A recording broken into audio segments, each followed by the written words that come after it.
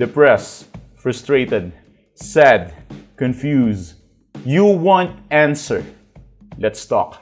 Give me a message sa page ko sa Philippine Dating Coach and you can have one-on-one coaching with Coach Baze, your dating coach. Just please subscribe to my channel and hit the bell button. Paano magseselos ang ex mo to the highest level? Marami kasing way para magselos sila. Pwede kang gumawa ng isang way na talagang nakakaselos naman talaga. Ang nakakatakot dito, baka mag-backfire. Yun yung number one technique. At ang second technique naman natin is ito yung different way ng pagpapaselos na talagang matitrigger siya dito. Gagamit ka ng social skills sa pangalawa. Pero, i-discuss ko muna yung pang-una. Ang pinaka-first technique upang magselos ang ex mo to the highest level. The first one is just talagang makipag-date ka sa iba. I'm being literal here. Kasi hindi kasi yan maaalog sa trono niya, sa mindset niya na siya yung pinaka-the best sa buong mundo na mahal ka. Hindi yan maaalog sa trono niya hanggat wala ka pang kasama eh. I'm not promoting na humanap ka ng bago. That's not what I'm saying. Or ma-in love ka sa isang bago. Siguro okay lang yung kahit friends pa lang kayo pero nagde-date na kayo.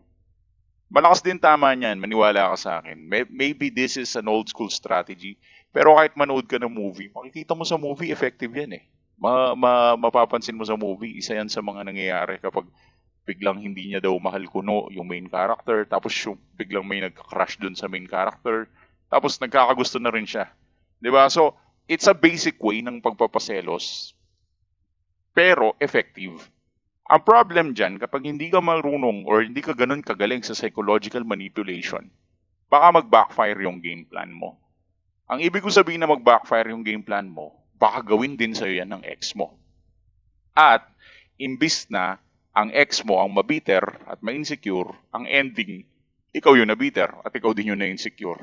Malas mo kapag nangyari yun. So, hindi ko ma-advise na fully gawin ito kung hindi ka psychologically prepared for this. That is why may mga talagang bagay na tatantsahin mo. You need to play the game of psychology in order for you to win this breakup. When I say you need to play the game of psychology, maybe you have a lot of reason out sa akin. Ang dami mo sigurong gustong i-reason out na sasabihin mong, Coach, di naman ako magaling sa psychology, di naman ako katulad mo na pa-psycho-psycho, paano ko gagawin yan? Hindi po yan ang kurso ko. Engineer ako, IT ako, or kung ano man ang kurso mo, or kung ano man ang pinag-aralan mo, or ito yung profession mo. Maaari ka mag-reason sa akin na hindi ka magaling sa psychology. But you need to play the game. Wala eh. Nandyan ka na sa sitwasyon na you want to get your ex back, or you want to move on from your ex. Gusto mo siya magselos eh. You need to play the game if in case na gusto mo talaga. Kung gusto mo talaga siya magselos, you need to play the game. And number two, or the second part, is yung tinatawag nating social proof or social dynamics.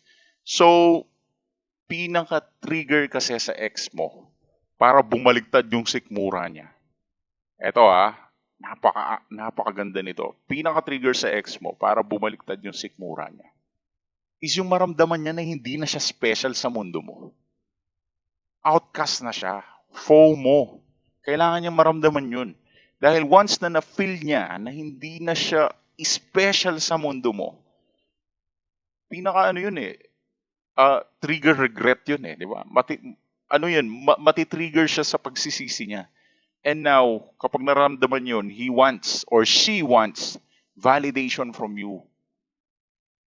Ang buong expectation kasi ng mind niya, siya yung pinaka-special na tao sa mundo. Pero dahil sa gagawin mo to, hindi na siya yung pinaka-special ngayon. Dahil once na ito ginawa mo, talagang wala tayong magagawa. She or he will never feel special kasi ito yung pinaka-the best na gawin. Yun yung maging masaya ka with your friends. Pero I will give you a warning. Nakikiusap ako, huwag kang masyadong papansin sa social media na masaya kayo ng mga kaibigan mo. It's obvious na scripted yan. That is why you need to be careful posting na magkakasama kayo. But that's social proof. Kung kaya mong magpakita na masaya ka sa post ng ibang kaibigan mo, maybe that will work. Isa yun sa mga best strategy para mapaselo siya. Like for example, meron kayong friend of friends na kaibigan mo, kaibigan din niya, magkaibigan sila sa Instagram, sa FB, or saan mang social media platform. And then maglalabas kayo at kasama ka dun sa picture, di ba? So, that will really make sense na mapopost niya sa photo niya or sa Facebook niya na nandun ka at makikita yon ng ex mo. Makikita niya na dun ka masaya.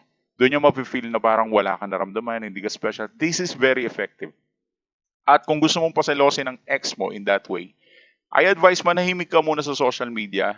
Huwag kang magpapansin. Pero mapapansin niya na sumasaya ka through posting ng mga social media friends mo.